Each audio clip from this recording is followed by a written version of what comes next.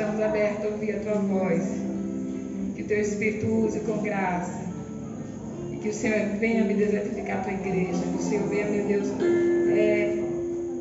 renovar a Tua igreja. Senhor, fala, Senhor. E os nossos ouvidos te ouvem. E nós dizemos como São Leão, fala, Senhor, os Teus servos ouvem. E a Ti toda a glória. Nós cobrimos a Tua filha, devotamos o poder do sangue de Jesus. Ela é canal transparente do Teu fluir. E a Ti a glória, no nome de Jesus. Amém. Graça e paz, igreja. Amém. Feliz estou em poder estar essa noite com os irmãos, compartilhando um pouco da palavra do Senhor, compartilhando um pouco daquilo que Deus tem falado ao nosso coração nesse tempo. Mas para mim estaria por satisfeita, minha pastora, se continuássemos como estávamos, porque a palavra estava em movimento, só que em movimento cantado. Quando a gente enaltece o nome do Senhor, meu Deus, estava ali me controlando, Nail, fique à vontade, ela arrasta essas cadeiras, né? Ô Jesus! Quando a gente traz essa verdade como filhos de Deus que nós somos, né? A verdade de Cristo, quando a gente declara quem Ele é, honra, glória, poder, força. Meu Deus, eu estava ali dizendo, Senhor, é isso. Então, quando a gente fala ao Senhor como filhos que somos, quem Ele é, quando a gente declara de fato quem Ele é a palavra sendo cantada pelos filhos. Então, para mim já daria, Robson, por satisfeita nesse tempo. Mas nós vamos agora também compartilhar do pão, que é a palavra de Deus agora revelada, escrita. Amém? Amém. Eu me sinto honrado, desde já agradeço a pastora, né, minha tia Ney, pastora Ivonete, a minha amiga Polly, pelo convite de compartilharmos a palavra do Senhor, nosso Deus, que é viva e é eficaz. Essa palavra que é imutável. Essa palavra que não morre. Essa palavra que não envelhece. Essa palavra que nos convence, que nos confronta. Essa palavra que nos alinha. E essa palavra que nos mostra o caminho. Então nós vamos compartilhar a palavra. É isso que Deus tem falado ao nosso coração. Então eu gostaria de falar um pouquinho com vocês dentro dessa temática que vocês estão trabalhando sobre mulheres, quando a Polly me falou. E nós caminhamos aí uma amizade de quase discorrendo 18 anos de caminhada, né? E ela falou comigo dos 2 últimos anos pra cá, nossa amizade tem se solidificado, mas a gente tem tido menos tempo de estarmos em comunhão juntas, presencialmente, né, Paul? Tem dias, tem semanas que a gente fica uma semana inteira sem se falar. E ela, amiga, você vai poder vir? Eu digo, vou. E aí, ela buscando resposta, quando ela disse, você vem mesmo? Eu digo, não, amiga, eu já olhei, eu vou. E apenas, acho que foi na sexta, né, que eu mandei mensagem para ela, disse, amiga, em nome de Jesus, me dá um norte. É sobre o quê? Ela disse, é sobre o que o Espírito flui. Eu disse, mas vocês estão falando sobre o quê? Existe um tema específico. E aí ela disse, não, Nath, nós estamos no mês das mulheres, estamos falando como mulheres, mas deixa o Espírito fluir. E há mais ou menos um mês atrás, o Espírito Santo trouxe ao meu coração essa palavra, que ela é falando sobre lidando com a rejeição para alcançar a promessa. E como se faz necessário nesse tempo esses trabalhos com mulheres? Porque nunca antes a mulher foi confrontada como ela está sendo confrontada. Mas ela não está sendo confrontada na sua feminilidade, ela está sendo confrontada na criação, no princípio daquilo que Deus a criou para ser. Existem tantas mulheres falando sobre posicionamento, sobre encorajamento. Existem tantas mulheres com vozes falando sem ser pela voz de Deus. Então, como é necessário, irmãs e igreja, nesse tempo, nós mulheres, de fato, separarmos um tempo para nós mulheres começarmos a nos convencer e nos libertar e voltarmos ao princípio pela palavra. Porque o Deus deste século tem tentado confundir as mulheres da igreja.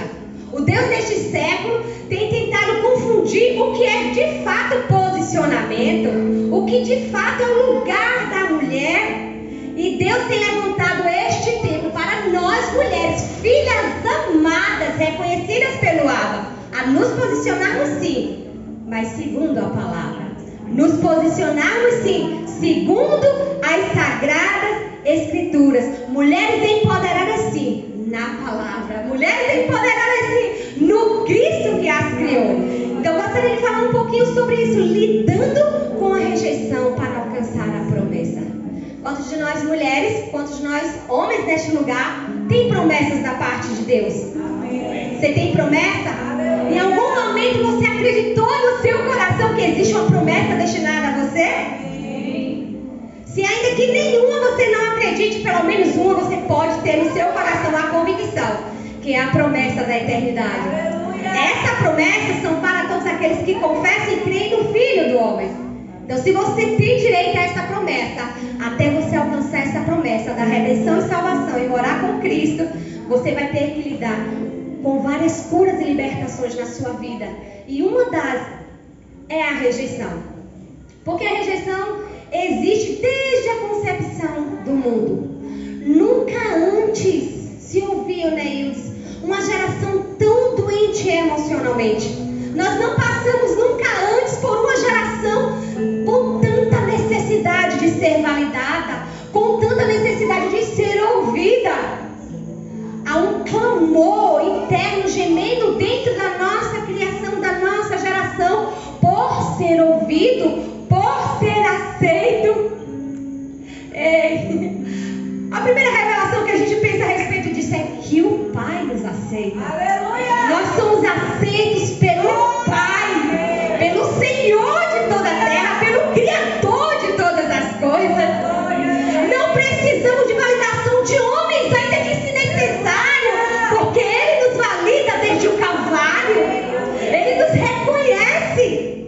Ele nos chama pelo nosso nome. Tem validade, meu querido e minha querida, maior que essa? Você saber que o autor da vida te chama pelo seu nome. Ele sabe quem você é. E nós vemos o consultório lotado, né? Os consultórios de psicologia lotados. E eu sou a favor, tá, gente, da terapia. Eu faço terapia. Devido a tantas guerras já enfrentadas, Deus deixou também a medicina. Deus deu inteligência ao homem. Faz parte. Mas nós não podemos ser dependentes disso. A nossa dependência tem que estar no Senhor. Amém. A terapia é um alinhamento usado por Deus para você entrar no propósito que Ele te criou. Mas a sua dependência não deve estar em um medicamento. A sua dependência não deve estar em toda semana uma terapia. A sua dependência deve estar no Cristo. No Cristo que te chamou. Então nós vivemos dentro de um contexto onde precisamos e temos necessidade de sermos aceitos. E quando te amei, automaticamente a gente não é aceito. A gente diz, poxa, está rejeitando o que eu estou falando. Ao invés de simplesmente dizer, tá, essa é a minha verdade, essa verdade me preenche. Não está preenchendo você, tudo bem. Não, mas a gente quer convencer na força do nosso braço. O que convence é a palavra. O que fica é a palavra. E quantas vezes a gente entra em discussões e em situações desnecessárias que o próprio Pai não nos mandou entrar. O Pai não nos mandou fazer, mas a gente quer ser afirmado na palavra, a gente quer ser validado naquilo que a gente quer. A própria Bíblia nos ensina quando diz, não dê as coisas santas aos cães. Então, se existe algo da parte de Deus no seu coração que o Senhor falou, caminhe nessa palavra. Ainda que os seus te rejeitem, ainda que todos à sua volta não acreditem, se foi Deus quem falou, Ele garante. Se foi o Senhor quem te disse, Ele não te rejeita, é Ele quem afirma. Então, caminhe nisso. E nós vamos ver lá desde a concepção do Éden, a rejeição entrando na humanidade. Eu, como boa professora, né, Tilton, tinha que conceituar a palavra para os irmãos poderem entender. Olha, eu sou nordestina, ainda hoje eu falei sobre isso, a respeito disso. Eu disse, meu Deus, eu não poderia ter nascido em outro lugar, falando lá em casa com meu cunhado e meu irmão, almoçando, a não ser no Nordeste, porque eu amo minha região, eu amo ser nordestina. E amo ser nordestina da Bahia, então eu falo rápido. Se os irmãos verem que eu estou acelerada, dá um stop, que aí eu vou falando mais devagar, né? Até isso daqui a pouco a gente vai comentar. Então, se vocês perceberem que eu estou acelerada, vão me dando aí um stop, que eu vou controlando, tá? Mas o que é rejeição? Ato ou efeito de rejeitar? Recusar. Quando há incompatibilidade. Resistir, negar, recusar, não aceitar ou não ser aceito. Uau! Todos nós, em algum momento da nossa vida, passamos passamos por rejeição, ok? Eu estou falando alguma heresia aqui? Todo mundo aqui, de alguma forma, em algum momento da vida, passou por uma situação de rejeição, né? Às vezes é um cartão que é rejeitado, né? Seu pai, sua mãe pode ter rejeitado e dizer, essa palavra não é pra mim, né? Porque na minha família, graças a Deus, eu fui muito aceita, mas um dia você vai passar lá seu cartão e foi rejeitado, né? Você passou pelo constrangimento, né? Dizer assim, bicho, o que foi que aconteceu? Né? Então, todos nós, de alguma forma em nossa vida, já passamos por alguma situação, né, de sermos rejeitados, de sermos sido negados. E lá no Éden, a gente percebe que isso foi implantado. Mas quando a gente vai mergulhar na palavra, a gente percebe, pastora, que isso antecedeu ao Éden. A primeira rejeição aconteceu nos céus. Uau! Como assim? Um lugar celeste, um lugar perfeito, criado e formado para adoração ao grande eu sou. Como é que o primeiro espírito de rejeição acontece nos céus? Deus rejeitou o diabo? Não. Mas o diabo rejeitou o Senhor. Primeira vez que a rejeição entrou no contexto da história foi quando Satanás disse, eu não quero aquilo que o Senhor tem para mim. Eu não quero o que o Senhor reservou para mim nesse espaço. Então ele é expulso dos céus por não aceitar a grandeza de quem Deus é. E aí quando chega à terra, o que acontece? Ele vai tocar naquilo que ele sabia que poderia ferir a Deus, que era a sua criação. Satanás sabia exatamente o sentimento que iria causar quando ele foi tentar Eva. Então quando a gente vê lá no Gênesis, no princípio da criação, quando acontece toda essa história, nós estamos no meio de uma igreja que estuda a palavra, amém? Então vocês são conhecedores dessa história e vocês sabem que isso não é uma utopia, isso é verdadeiro. Não foi uma história que o homem criou, aconteceu. Deus criou o homem, Deus criou a mulher, segundo o seu coração os formou. Mas Satanás entrou ali. Então a primeira rejeição entrou quando Eva deu ouvidos à voz da serpente e rejeitou a palavra de Deus. Havia um comando de destino ali na criação, né? Trabalhem, usufruam de tudo isso aqui, mas aqui não. Eva deu voz à serpente e rejeitou a palavra de Deus. Automaticamente Adão vem e rejeita o plano que Deus criou, chamado família. Quando ele vai olhar para Deus e diz, mas foi a mulher que o Senhor me deu. Em outras palavras, Senhor, o Senhor está passando por isso porque o Senhor quer. Porque se o Senhor não tivesse me dado ela, talvez ele estivesse livre disso. Então ali ele rejeita um projeto da parte de Deus chamado família. Talvez seja por isso que tantas consequências após essa rejeição se aconteceu. E uma terceira rejeição ainda dentro da criação é quando Deus rejeita a serpente. Gente, a serpente poderia voar, a serpente poderia ter asa, a gente nem sabe como foi a concepção dela. Porque a Bíblia deixa bem claro que foi depois dela ter sido usada pelo inimigo, foi que Deus disse, você agora vai rastejar, você vai, pegar o calcanhar do homem, você vai ser pisada e esmagada.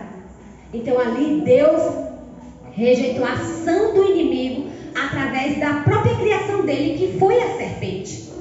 Então nós vamos lidando com essa situação desde o princípio da criação. E nem o nosso Jesus, quando ele esteve entre nós como homem, ele foi poupado de passar por essa situação.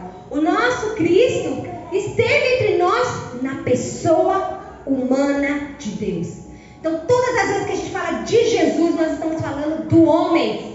Nós falamos do Cristo, falamos do Redentor. Mas se falamos de Jesus, estamos falando do homem, na pessoa de Deus na terra, passando pelas provações e mesmas paixões que nós.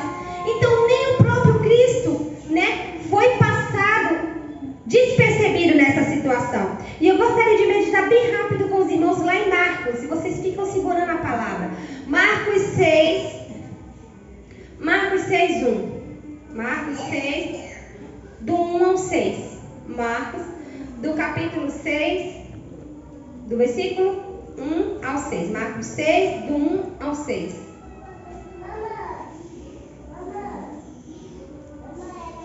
vai falar assim: partindo dali chegou à terra, e os seus discípulos o seguiram. E chegando o sábado, começou a ensinar na sinagoga. Muitos, ouvindo, se admiravam, dizendo: de onde vêm essas coisas? Que sabedoria é essa que foi dada a este homem? Como se faz tal grande maravilha por suas mãos? Ei, não é esse o carpinteiro, o filho de Maria, irmão de Tiago, e de José, de Judas, de Simão? E não estão aqui conosco as suas irmãs? E eles se escandalizavam ao vê-lo fazer tamanha coisa. E Jesus lhe dizia: não há profeta sem honra senão na sua terra, entre os seus parentes e na sua casa. E não podia fazer ali obras maravilhosas. Somente curou alguns poucos enfermos, impondo-se as mãos.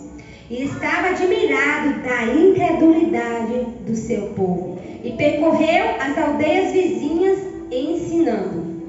Segura essa palavra. Vamos lá para João. Livro de João. Evangelho de João. Capítulo 1. Segura a palavra de Marcos, deixa aí marcadinho. E Evangelho de João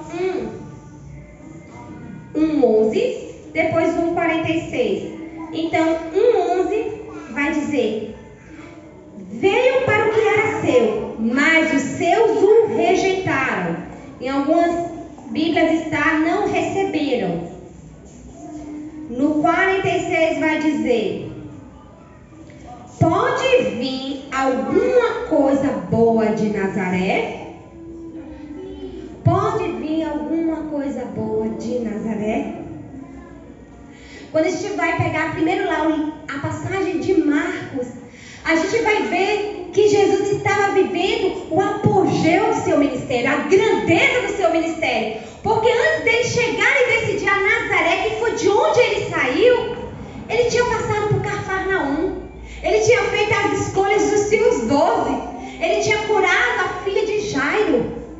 Ele tinha curado o paralítico de Cafarnaum. A mulher do fluxo de sangue. Tudo isso antes dele chegar em Nazaré. Ele estava servindo as comunidades vizinhas. Em todo o seu entorno, ele servindo e crescendo e sendo alcançado. A Bíblia vai falar, se você seguir um pouco mais atrás, nos capítulos 4 e 5, você vai ver que a Bíblia vai falar que se reunia multidão da Galiléia, se juntavam caravanas da Judéia, de Jerusalém, de Sidom, porque queriam ouvi-lo falar. Foi as bem-aventuranças, as parábolas, tudo antecedeu antes dele chegar em Cafarnaum. Mas Satanás sabia que ali havia um Jesus humano. Ele já havia tentado e ele não tinha conseguido. Então a grande tentativa de Satanás nesse momento era afrontar as emoções de Jesus. Ele queria atacar Jesus na sua identidade. Ele estava no seu momento, vamos dizer assim, triunfal. É quando você, como ser humano, você diz: uau, eu sei que agora vai. Eu sei que agora eu estou no lugar certo. É isso aqui, né? Como a gente se enche, fica pomposo. Isso é normal, irmãos. É a nossa natureza humana. Ela só não pode se sobrepor à vontade boa e soberana do nosso Deus. Mas é normal nós, como seres humanos, chegarmos em uma certa posição na nossa carreira ou na nossa vida ministerial e dizer: uau, nossa, né? E aí vem as batalhas e vem as guerras da vida para nos mostrar todos os dias que é Ele. Nada é sobre nós. É tudo sobre Ele e é tudo para Ele. Por isso a Ele a glória, a honra e o louvor. Então Jesus estava vivendo tudo, né? Ao mesmo tempo ali, a euforia e a grandeza do seu ministério. E aí quando ele chega na sua cidade, no seu território, quando eles começam a ver, né, o que Jesus estava falando, ensinando com tanta propriedade a palavra de Deus, né? Olha a primeira coisa que eles questionam: não é esse o filho do carpinteiro? Eles sabiam a profissão do Cristo. Ali já havia uma rejeição de uma classe. Como assim? Não é esse o filho do carpinteiro? Oxe, o filho de José e de Maria não são os irmãos dele, não é as irmãs que estão aqui? Eles conheciam a identidade de Jesus. Filho de Maria e José, irmãos de Tiago, de Judas. A profissão de Jesus, ou seja, eles estavam identificando de fato quem estava ali. Porém, eles achavam como nação inconcebível alguém que tivesse saído dali do meio deles fazer tamanha glória, fazer tamanha coisa. Eles não tinham entendido que a revelação não estava em quem estava se movendo, mas o que estava movendo Jesus ali. Era o Senhor, o DNA do seu próprio Pai, o Deus que o criou. Então Jesus foi rejeitado dentro do seu território. Talvez não seja diferente comigo e com você. Quantas vezes a gente diz isso, né? Profeta na casa não é honrado. Talvez esse território é a sua família. Talvez esse território é o seu trabalho. Talvez esse território é a sua faculdade, a sua graduação. Talvez, deixa aí, presta atenção que a criação também adora. A criação está submetida ao Senhor da criação. Amém? Para a gente não se perder na palavra. Né? A gente entende que a criação está submetida ao Senhor da criação. Glória a Deus. Então nós somos também criação do Pai. Então vamos lá. Continuando aqui. Então, Jesus estava naquele exato momento sendo rejeitado dentro do seu território. Eu não sei qual é o território que você é rejeitado. Eu não sei onde é o território que lhe afronta. Mas ei, decida como Jesus manifestar o reino, independente do que você está recebendo. Independente do que você está recebendo dentro desse lugar que você está sendo rejeitado, manifeste o Cristo, manifeste o Senhor da sua vida e você vai ter êxito. Vamos aprender sobre 4 níveis de rejeições mais presentes. Os 4 níveis de rejeições mais presentes que a gente encontra. A principal rejeição e rejeição número 1 é a rejeição na família. Uau! E como dói essa rejeição. E como maltrata, e como esmiuça, e como esmaga ser rejeitado dentre os nossos. Porque as nossas primeiras impressões relacionadas aos nossos sentimentos e relacionamentos é na nossa família. A nossa primeira concepção de ideia, de formação social é na família.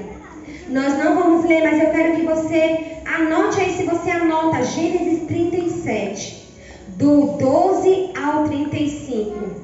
Gênesis 37, do 12 ao 35. Na Bíblia, se nós formos sentar para descrever e conversar a respeito disso, nós vamos encontrar uma variedade de povo rejeitado. Uma variedade de grandes líderes que passaram pela provação de terem sido rejeitados. E aí essa passagem vai nos contar de um trauma de rejeição que foi na verdade uma raiz de iniquidade familiar, que é a família de José. Todos vocês conhecem a história de José, não é isso? Acho que se eu perguntar a Gael, a Samir, meus príncipes, sobre a história de José, até eles vão saber contar a história de José do Egito, não é? Porque se tem uma coisa que nós cristãos aprendemos e grampeamos na nossa memória, são as histórias, né, da palavra do Senhor, são as histórias que estão na Bíblia. Então, a história de José é tão conhecida por nós, é tão conhecida por nós cristãos. Mas olha só o que é que acontece. Se nós formos nos aprofundar na palavra, nós vamos ver que havia aí uma raiz de iniquidade que estava sendo alimentada pelas gerações futuras. Como assim, Nath? Jacó, que já era Israel quando ele foi pai de José, Deus já havia trocado o nome dele. Automaticamente, se Deus havia trocado o nome dele, nós como filhos de Deus posicionados, nós entendemos que nós temos que ter uma outra postura. Amém? Amém. Se é assim que alguém está em Cristo. Jacó tinha sofrido uma experiência extraordinária com o Senhor. Sendo assim, desta forma, ele não mais poderia ter um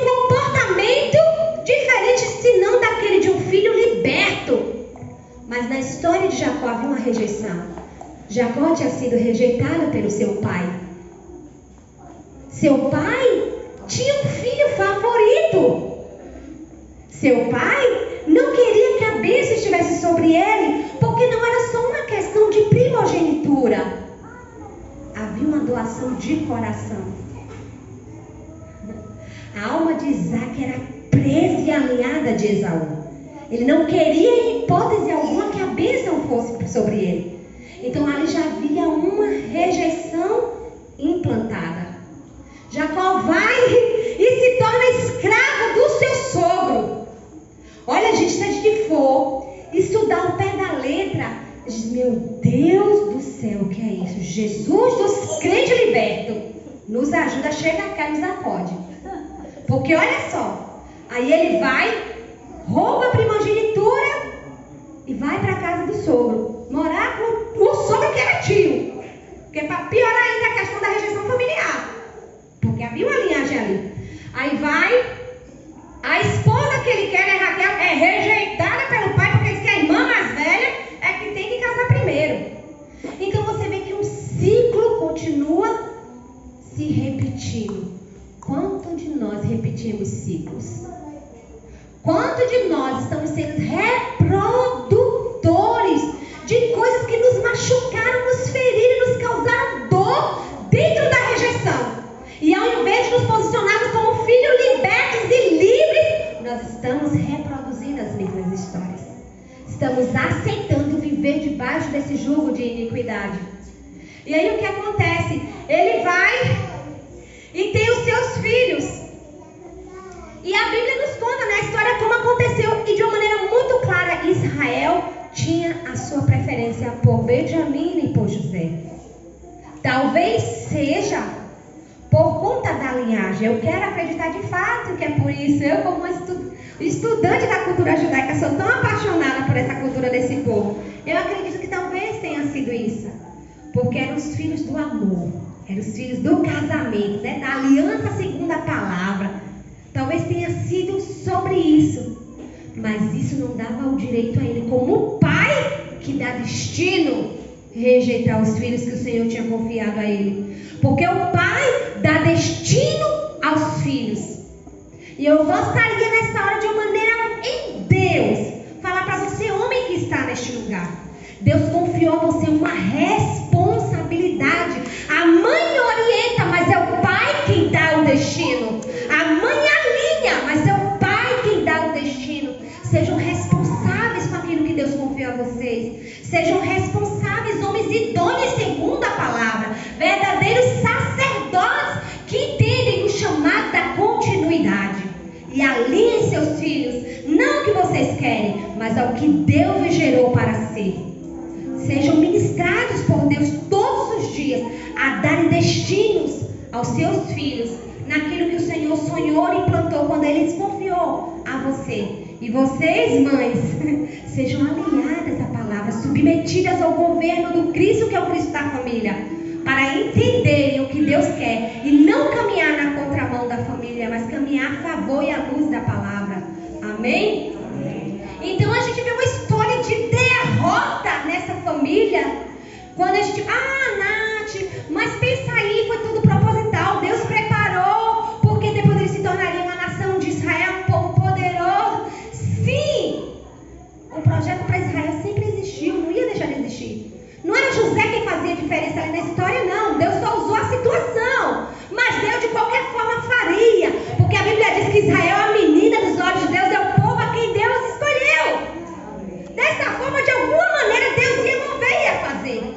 E poderia ter sido de uma maneira muito mais fácil, se não houvesse essa raiz de iniquidade tão enraizada, tão forte dentro da família. Talvez se eles tivessem um entendimento pelo Espírito, não apenas a palavra que eles tinham ali, a palavra escrita, o logos de Deus, a instrução, a lei, mas o Cristo, a revelação do Cristo, né? Talvez não teria passado por isso. E aí a gente vê naquela família tanta rejeição. E aí José vai e repete a mesma história do pai. É rejeitado pelos irmãos. Jacó, Israel foi por um irmão.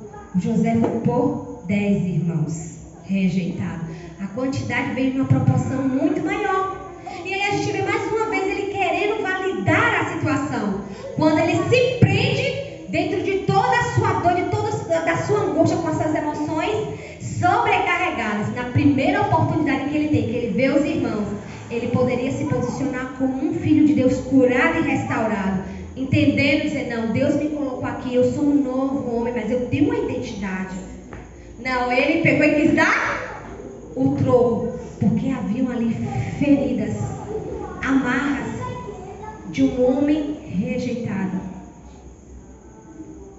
Quando nós somos rejeitados e feridos, nós somos tendenciosos a ferir. É por isso que todos os dias nós precisamos estar em Deus. Porque isso não é construído, pastora, de um dia para outro. É dia após dia. Dia após dia você vai construir esse lugar de segurança, confiança, cura e libertação no Senhor. Então a história ali poderia ter sido diferente, mas havia se repetindo ciclos. E você pode dizer, acontece tal coisa em minha vida porque minha mãe rejeitou. Acontece tal coisa em minha vida porque meu pai rejeitou, porque foi na concepção. Existem dores e frustrações que são na concepção. É por isso que nós estamos diante de uma geração tão doente. Porque nunca se houve famílias tão desestruturadas, tão destruídas do projeto original.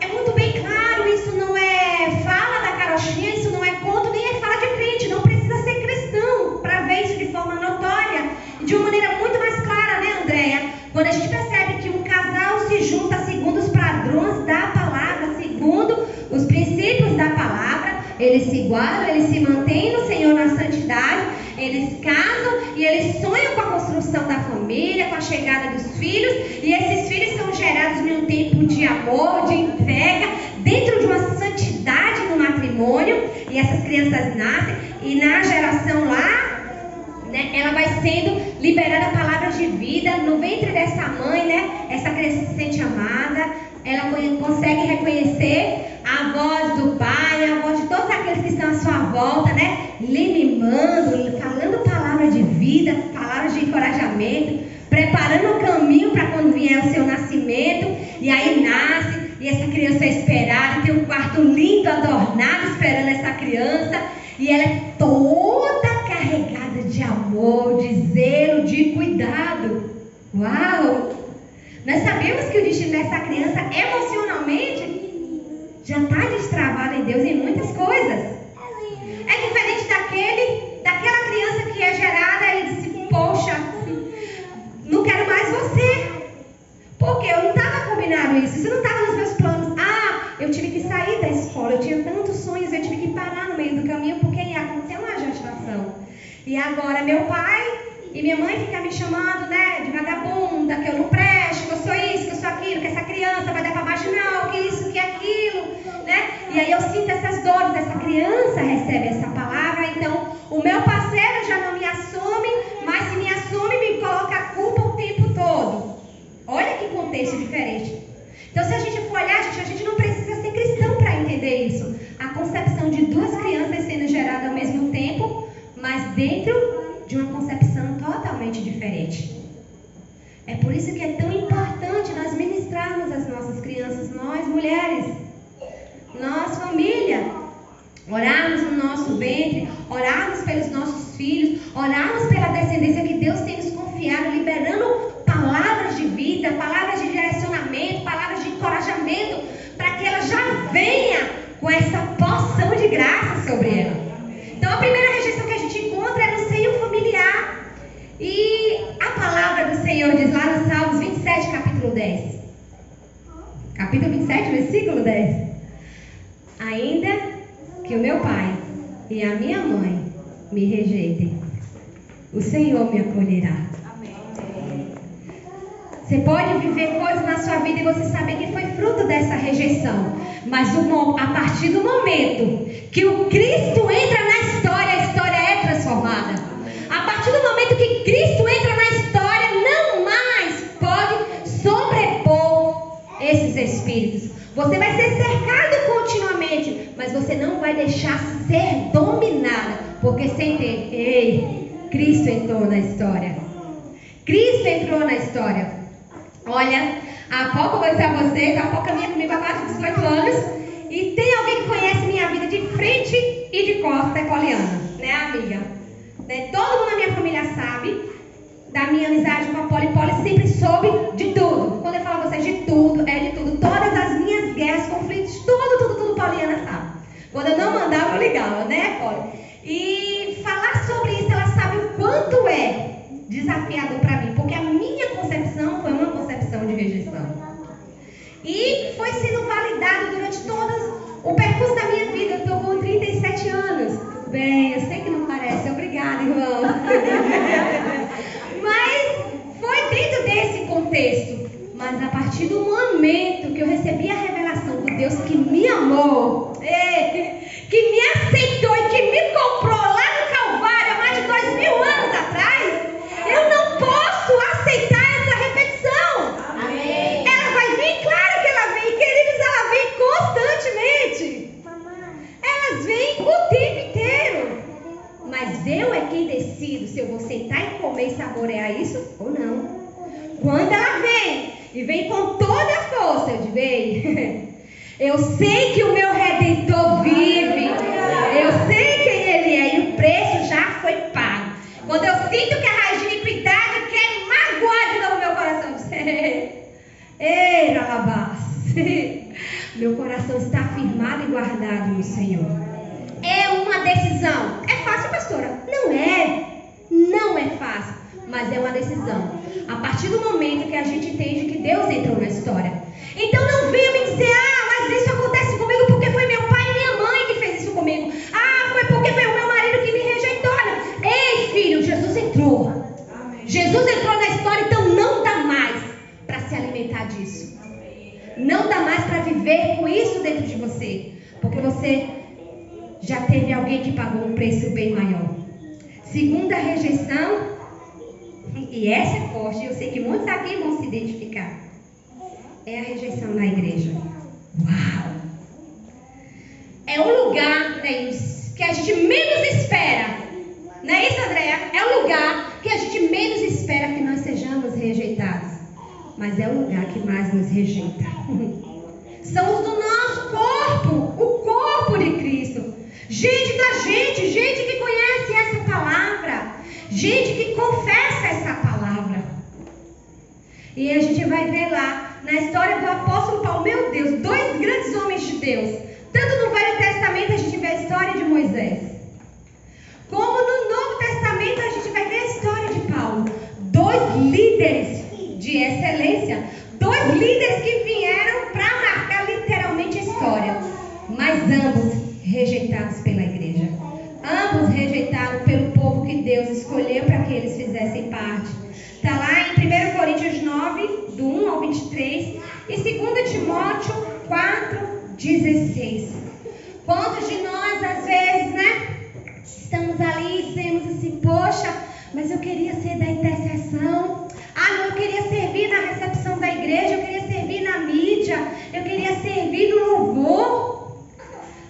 Meu coração se inclina para missões. Mas todas as vezes que eu vou falar a respeito disso, sempre alguém pensa assim, quem sabe, né, se é isso que Deus tem para você. Alguém vem e lhe coloca um balde de água fria, né? Ou quantas vezes você se sente direcionado por Deus a fluir em algo, e você diz assim, olha, mas é isso, e a pessoa diz, não, é tudo menos isso. Você pode ter certeza, pode ser com fulano, mas com você não é não, minha irmã. Pode ter certeza, ei.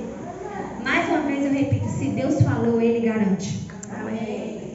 A palavra ela tem que ser sondada no nosso coração.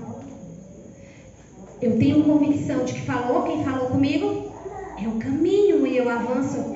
Eu não posso me paralisar por conta disso. Mais recente, tão recente da minha história, foi 2 anos de paralisia, não foi por causa da pandemia. Quem me parou não foi a pandemia. Eu tenho 2 anos afastada da minha profissão original, que é a dança, e dentro do ministério estava parada há 2 anos, e não foi. Quem me paralisou foi meu corpo de liderança, não os meus sacerdotes.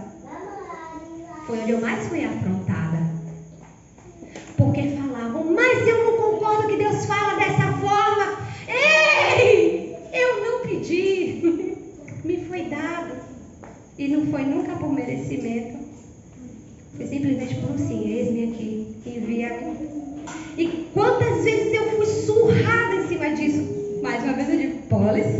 todas as minhas guerras. Quantas inúmeras vezes liguei para ela chorando e ela lá do outro lado, porque eu não suportava as dores, as guerras e as batalhas dentro do corpo. Porque é o lugar que a gente menos imagina que vão nos ferir. E é o lugar que o inimigo mais usa para nos ferir, para sermos rejeitados. Aí vocês imaginam, como eu disse a vocês, eu com uma história de rejeição de concepção. Meus pais não conheciam a Cristo. A revelação chegou à minha casa, eu estava com 2 anos. Fora disso, meus pais viviam uma raiz de iniquidade, de idolatria, de feitiçaria na família. Então foi lá na concepção. E eu falo isso com toda a graça, porque Cristo me curou. E eu fui descobrir isso aos 15 anos de idade, tá? Até então eu não sabia, mas a partir do momento, com 15 anos de idade, que Deus me revelou, no encontro com Deus, eu sozinha e ele, só quando eu cheguei em casa, minha mãe foi me contar a situação toda, porque eu fui perguntar o porquê eu tinha tido aquela visão. E aí eles foram me contar, mas eu já estava com 15 anos. Mas uau, passou a ter sentido tudo que eu enfrentei 15 anos antes. Começou a ter um norte, porque a luz chegou. E quando a luz chega, não fica nada encoberto. Quando a luz chega, ele se revela. E aí a gente caminha dentro desse propósito. E aí, eu não paralisei por não acreditar no Deus que sempre falou comigo. Mas literalmente eu paralisei porque eu estava cansada da batalha. Eu era um soldado ferido, machucado e cansado. Foram 9 anos de peleja. Dentro da mesma guerra, dentro do mesmo contexto. 9 anos. Então eu entreguei os pontos, não porque eu não tinha certeza e convicção da minha identidade, de o que o Pai tinha me chamado a fazer, mas porque eu estava abatida, cansada e ferida. Mas em nenhum desses momentos o meu Pai deixou de me ver. Amém. Em nenhum desses momentos o meu Pai deixou de ter o meu coração. E aí hoje, exatamente hoje, oh coisa linda, fazem um mês que o Senhor me tirou da caverna, me pôs no topo da montanha e me lançou e disse: vai agora de novo, vai agora mais forte, vai agora sem medo. E para a honra e glória do Senhor, o Senhor me tirou desse cativeiro mais uma vez, porque Ele é o meu Senhor e Ele tem o meu coração. Então a gente nunca espera que os nossos nos rejeitem. Eu passei por algo desse tipo, como eu estou falando de liderança maior, e nós líderes temos que ter muito cuidado, porque pense em uma coisa que Satanás às vezes usa. Nossa, mas como é? Irmãos, nós somos humanos, nós não somos seres espirituais, amém? Nem celestiais. Há uma matéria buscando santificação diariamente. Então nós estamos aptos a errar e aptos a falhar. A diferença é o que a gente faz com essa falha. Se a gente, enquanto liderança, a gente percebe que nós não estamos fluindo naquilo que Deus chamou para ser e fazer na vida de um liderado e de um discipulado, não é vergonhoso reconhecer e voltar atrás e voltar a impulsionar esse filho. Pelo contrário, isso é grandioso em Deus. Isso é evangelho, isso é reino. E aí eu cheguei de Salvador no ano 2005, bombando, né, Tom? Com o meu balé clássico, eu tinha a visão espiritual do resgate da dança. E vim pra cá, voltei pra Sergipe e vim morar aqui em Aracaju. E eu fui de uma das maiores igrejas de Salvador. O meu pastor hoje mora na Glória, que é o apóstolo Samuel Vieira. E alguém daqui do estado de Sergipe, apóstolo, pastor, sacerdote, né? Ia ter um evento, eu tinha voltado pra cá em 2005. 2006 eu tinha feito evento já. Dentro do meio evangélico, dentro do contexto evangélico, inclusive tinha trazido para cá, para Sergipe, o meu professor de lá na Bahia, né, que tinha o auge na dança, no teatro, lá na nossa igreja. E aí ia ter um evento do aniversário da cidade, então eles queriam uma abertura, uau, macro, né? E aí ligou para meu pastor em Salvador. Ele disse: o senhor pode enviar fulano daí para poder vir para cá, para ele passar um tempo e fazer com a gente, né? Uma abertura, e falou da proposta, que ele pagaria umas passagens, iam custear, tudo isso. E aí o meu pastor, sem saber de nada, disse: não, amado, tem uma menina de Deus aí que saiu daqui da gente. Tem 2 anos ela tomando aula aqui, pega aí, vocês vão ter um gasto desnecessário, usa aí. Aí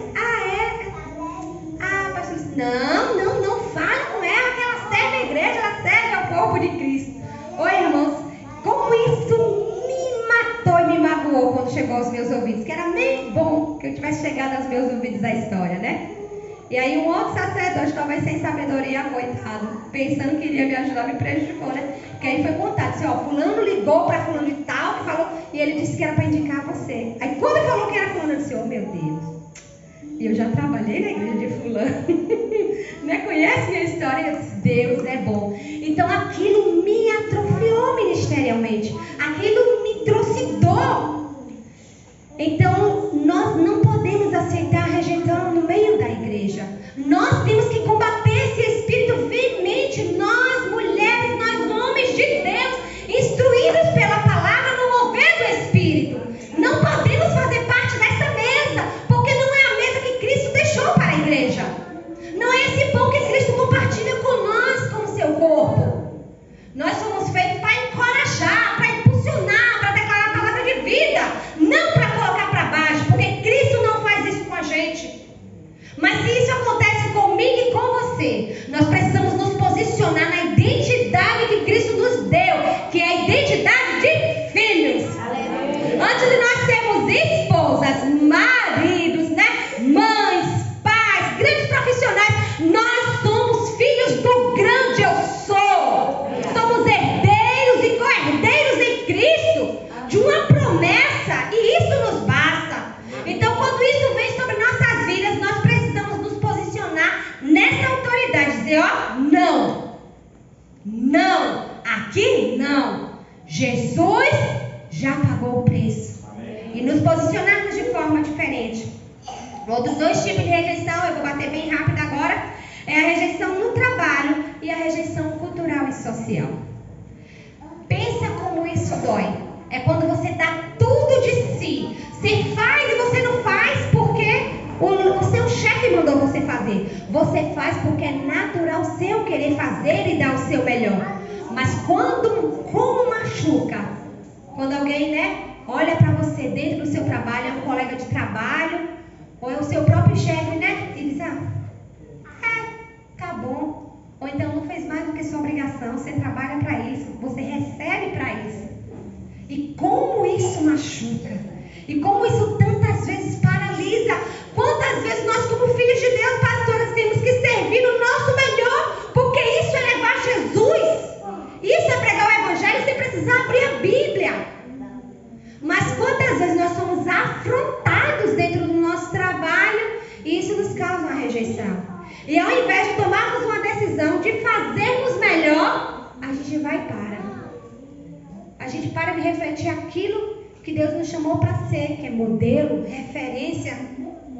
E quantas das vezes nós nos paralisamos por causa de um colega de trabalho, por causa de um patrão, né, que não nos validou. A maior validação você já recebeu na cruz do Calvário. Permaneça firme, mantendo o seu trabalho em dias. Eu e Poliana, a gente pode testemunhar tranquilamente trabalhando, né, dentro da educação pública com artes. Porque a artes ainda no nosso país é vista como uma coisa baixa, né, como uma coisa aquém. E quantas vezes nós chegamos dentro do nosso território de trabalho e vamos fazer, aí diz, porque quer se amostrar. Quantas guerras a gente enfrenta para combater isso e dar uma educação de qualidade? Porque na maioria das vezes os nossos colegas de trabalho, eles dão pouca coisa. Eles não têm o entendimento nem a revelação da palavra, que é uma missão, que é uma responsabilidade social. É representar o Cristo que venceu e que transformou através da nossa função. E como somos, contra-atacadas nisso. É porque quer se amostrar. Faz demais sem necessidade. Não está recebendo para estar fazendo isso. E não entende a missão. E para a honra e glória do Senhor nós avançamos. Mas quantos aí na nossa área de educação não conseguem avançar justamente por não suportar a perseguição e de se sentirem rejeitados? Mas Deus é Senhor para nos acudir. E a última rejeição mais falada dessas 4 rejeições, que a primeira é familiar, a segunda a igreja, né, dentro da fé, dentro da sua fé. A terceira é a rejeição no trabalho ou na escola, né, em algum lugar que você desenvolve posicionamento ou função. E a terceira é na social, é a nossa cultura. É a nossa fé que é afetada. Quantas vezes nós, como filhos de Deus, somos rejeitados. E aí talvez seja uma rejeição boa. Se podemos dizer, né, Denise, que existe uma rejeição boa, tá aí. Sermos rejeitados por não abrirmos mão da palavra de Deus. Sermos rejeitados porque estamos proclamando uma verdade que liberta e transforma, que é Jesus. Mas quando de nós somos rejeitados? E dói, não dói não, tia Ney? Dói. Pastora Sara foi valendo em sala de aula também. Sabe como é? Você ser rejeitado porque você é cristão. Né? Eu costumo brincar com a juventude lá da nossa sede, da nossa igreja. Que eu digo, gente, quem tem que se envergonhar é o mundo, não você. Quem tem que ficar constrangido é o mundo, não você. Então quando alguém vier e falar assim, menino, mas você é crente, você não. Menino, não acredito, você não é. Você não sabe que você está perdendo. Porque o diferente não sou eu não, porque Jesus é você que está no mundo das trevas. E quantos de nós nos sentimos rejeitados por nos posicionarmos como filhos de Deus, termos um comportamento e ação diferente e as pessoas não aceitarem isso. E a gente se doer. Ficar como um filhinho machucado. Mas ele não aceita porque eu sou crente. Ele não aceita a minha fé. Uau! O Cristo que lhe comprou por preço de sangue, lhe vê, sabe quem você é, sabe seu nome, sua história, tem uma história maior para a sua vida. Então não se sinta rejeitada, principalmente na sua fé. Pelo contrário, seja impulsionada a continuar falando dessa fé que transforma. Porque eu digo, não tem coisa mais linda nesta vida aqui do que receber a revelação do Evangelho. Porque o Evangelho é o poder de Deus para todos aqueles que creem. O Evangelho transforma, tira o cativo do cativeiro, liberta o escravo. Tem coisa mais linda do que o Evangelho? Triste é quem não conhece essa revelação. Mas nós que chegou até nós pela graça, primeiro que eles, oh meu Deus, que beleza poder falar desse Evangelho que transforma. Na nossa cor, na nossa raça, meu Deus, em pleno século XXI, a gente ainda tem um discurso, irmãos, de rejeição por causa de cor. Aí, vida, a gente não pode aceitar de forma nenhuma. É inadmissível a gente ver um discurso desse em plena geração que tem acesso tão rápido à informação. E nós temos que rejeitar isso, sendo combatido na nossa raiz lá de nação, concepção de nação, quando o Brasil nasceu. Porque isso se dá lá. E a gente vem repetindo, como eu disse no início, um ciclo e vem aceitando. Mas ei, quando a igreja deixa de se posicionar como igreja, que o inimigo cresce. Mas nós estamos vendo uma igreja se levantar com posicionamento de igreja. Não a igreja bagunçada, não a igreja que vive não o evangelho verdadeiro, mas uma noiva ataviada, se preparando para esse encontro, se posicionando. Nós vamos ver nos últimos dias uma igreja ousada, sem temor, se posicionar e dizer, ei, não, nós estamos dando um comando e uma voz, não, a igreja vai se posicionar, a igreja vai dar voz nos lugares onde o inimigo tem tomado posição. Amém. Porque a igreja se rebaixou, mas o Cristo está novamente movendo a noiva nos quatro cantos dessa nação e do mundo, para que ele possa voltar. Então a xenofobia acontece. Quem sabe aqui o que é um crime de xenofobia? Né? É o crime contra nós nordestinos. Mas vocês já viram isso, gente? Né? Precisar existir gente. Se você for olhar pelo lado natural, não tem lógica nenhuma existir uma lei, né, que venha falar sobre aceitar o nordestino. Ei! Eles estão esquecendo que o Brasil nasceu foi aqui? Eles estão esquecendo que a história começou foi aqui? Eles estão rejeitando o Cristo de Nazaré, como Nazaré fez com o Cristo. Quando eles rejeitam o nordestino, eles estão dizendo a mesma coisa que Nazaré fez. Pode vir coisa boa de Nazaré, mas é do Nordeste que vai sair uma geração poderosa. É do nosso território.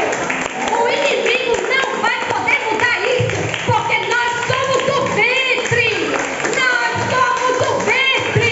A mãe que gerou a República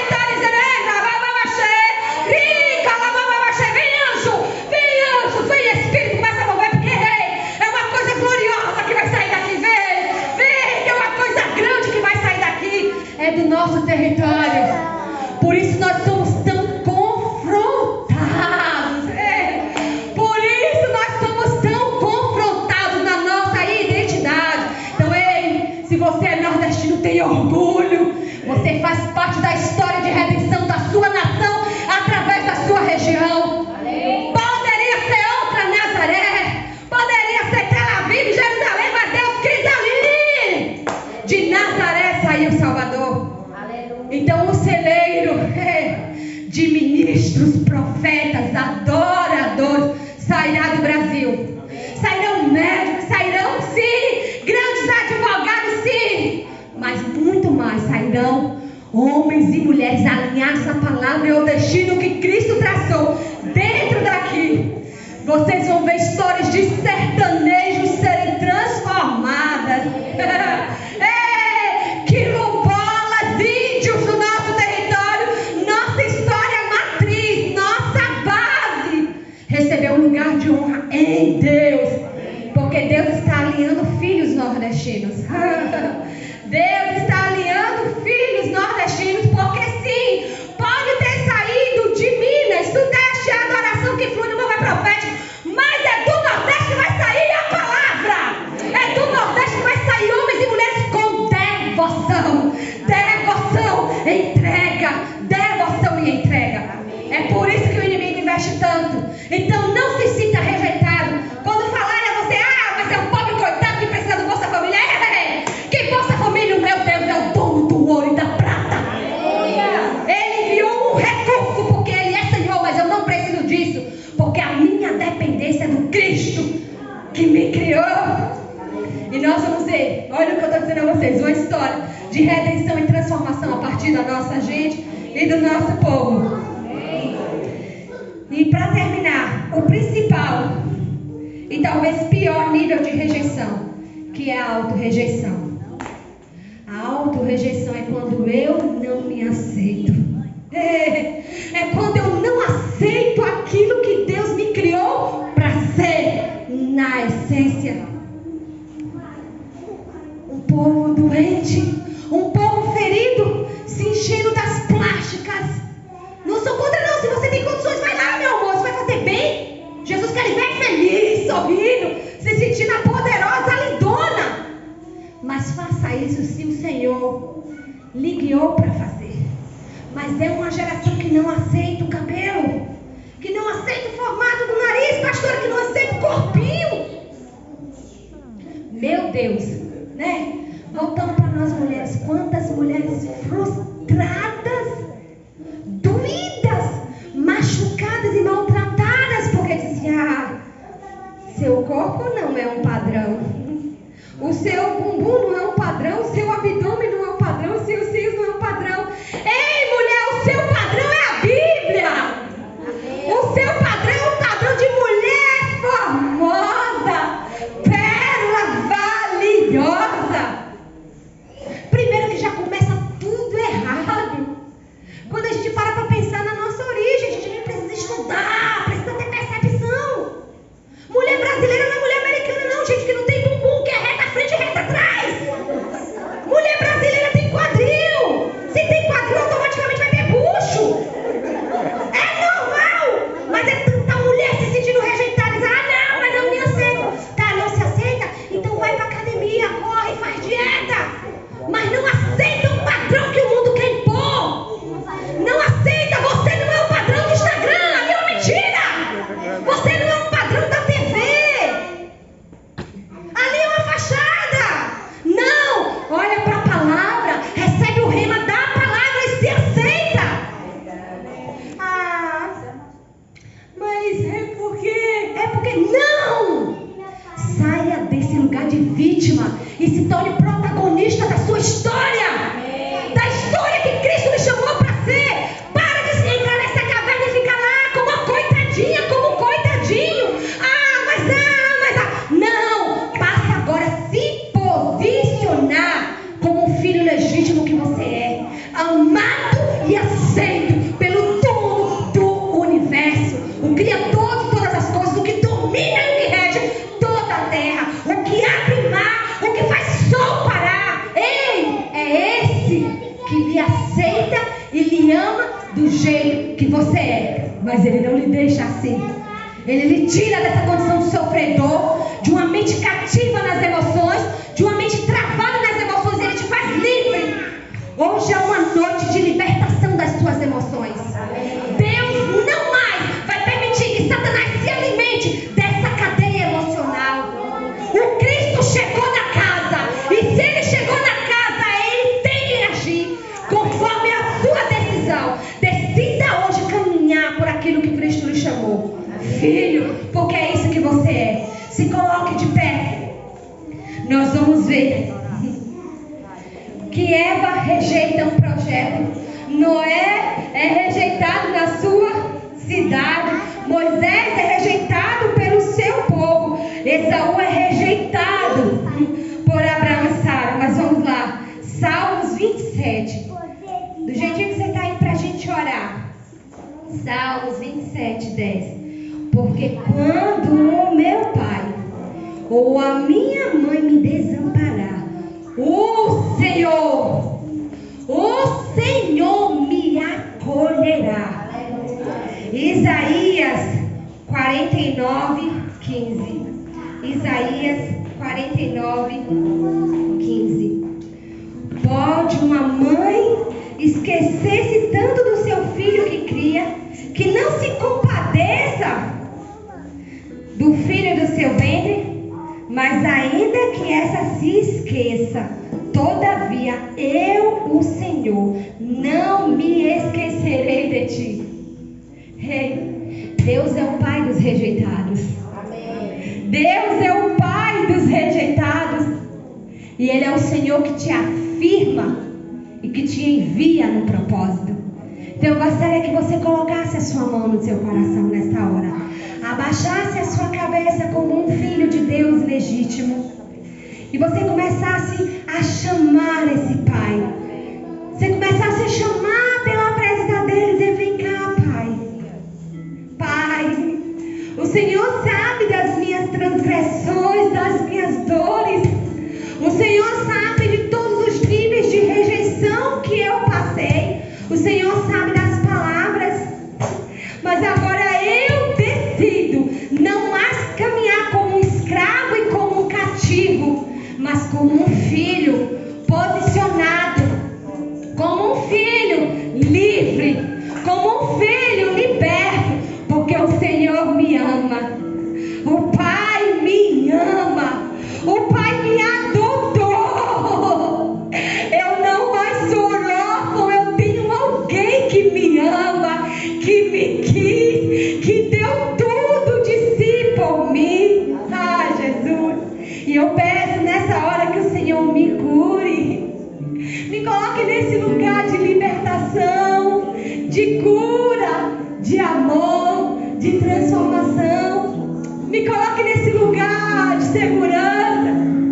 Ressignifica o meu caminho no propósito. Me alinha outra vez como um filho livre, liberto de qualquer armadura, de qualquer algema, de qualquer grilhão. Oh, Deus. Pai, nós oramos agora pela Tua palavra. Oramos movido nessa palavra que se movimenta, Senhor. Essa palavra, Senhor, que esquadrinha, esmiuça e nos conhece, quebranta o nosso coração.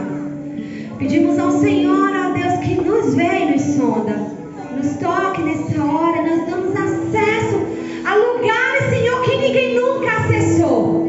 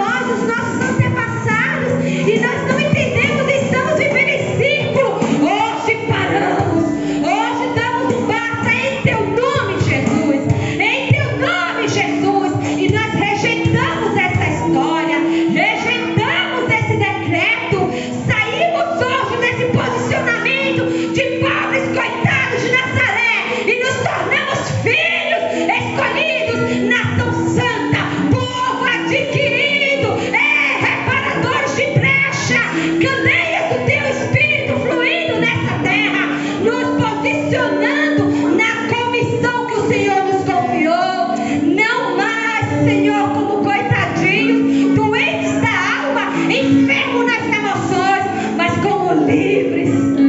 E o único cativeiro que iremos ter é o da tua presença, é da total dependência pelo Senhor, é da devoção por mais, é pelo anseio de mais dessa fonte inesgotável.